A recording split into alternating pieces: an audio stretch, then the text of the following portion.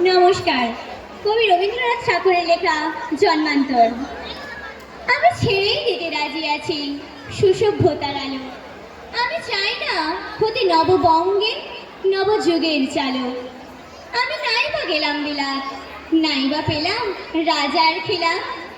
যদি পরজন্মে পায়রে হতে ব্রজের রাখাল বালক, তবে নিবিয়ে দেব নিজের ঘরে সুসভ্যতার আলো। যারা নৃত্য কেবল ধেনু চড়ায় বংশী বটের তলে, যারা গঞ্জা ফুলের মালা গেথে পরে পরায় গলে, যারা বৃন্দাবনের বনে সদাই শ্যামের বাসি শোনে, যারা যমুনাতে ঝাঁপিয়ে পড়ে শীতল কালো জলে, যারা নৃত্য কেবল ধেনু চড়ায় বংশী বটের তলে। ওরে বিহান হলো যাবরে ভাই, যাকে পরস্পরে। ওরে ওই যে দধিমন্থ ধ্বনি উঠল ঘরে ঘরে। হ্যালো মাছের পথে ধেনু চলে উড়িয়ে গোখুর রেণু। হ্যালো আঙিনাতে ব্রজের বধূ দুগ্ধ দহন করে।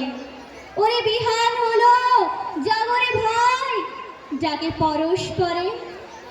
ওরে সামন মেঘের ছায়া পড়ে কালো তমাল মূলের। ওরে এপার ওপার আধার হলো কালিন্দির কুলে। ঘাটে কোপাঙ্গনা জ্বরে কাঁপে খেয়া তরির পরে। হ্যার কুঞ্জা বনে নাচে ময়ূর কলাপ খানি তুলে।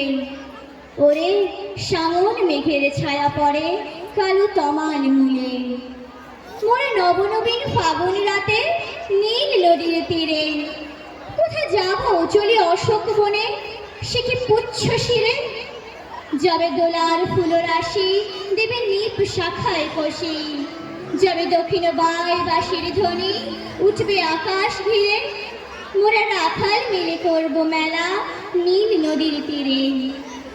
আমি হব না ভাই নববঙ্গে নবযুগের চালক।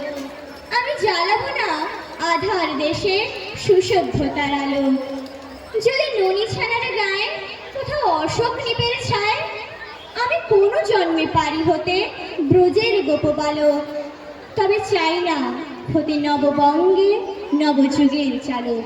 নমস্কার।